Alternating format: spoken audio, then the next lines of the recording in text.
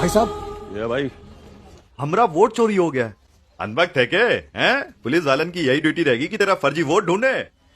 फर्जी वोट नहीं था वो। किसको वोट डाला था?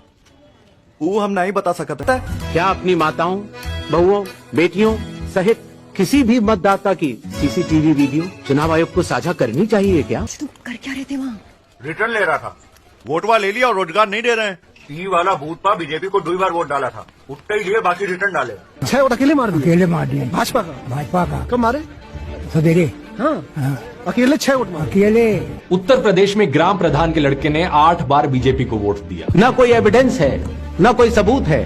कुछ मतदाताओं द्वारा दोहरे मतदान के आरोप लगाए गए। सबूत मांगने पर जवाब नहीं मिला।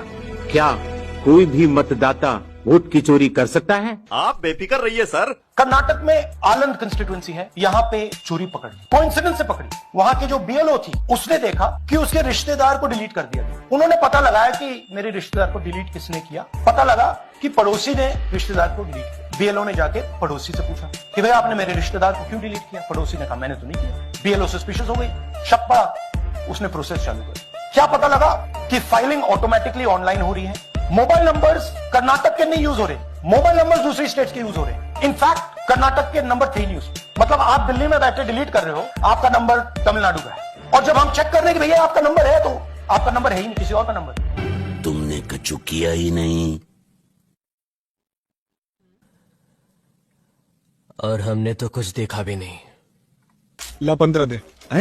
15। ये सब डुप्लीकेट वोटर्स हैं। फेक इनवैलिड एड्रेस मतलब या तो पता है ही नहीं या फिर फेक है। बल्क वोटर सिंगल एड्रेस, एक बेडरूम का घर है, उसमें 50 लोग का एड्रेस है, और जब हम वहां जाते हैं वहां लोग ही नहीं है, वोटर ही नहीं है। अरे भैया, ईवीएम हैक वैक नहीं होती। तो वोट भाजपा को कहा जा रहा है? मैन्युफैक्चरर अनभक्त है का? अरे भाजपा को वोट देने की जरूरत भी नहीं पड़ती, वोट डायरेक्टली हैक कर लेता है।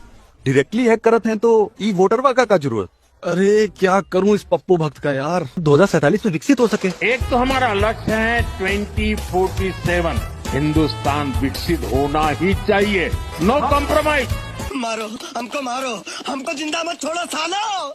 हम कोई मंदिर का घंटा है कि कोई भी आके बजा जाता है। एक तो हमारा लक्ष्य है 2047, लागे तो यो अनभक्त है। हिंदुस्तान विकसित होना ही चाहिए। तो रिस्पॉन्ड नहीं कर रहे हैं। No compromise.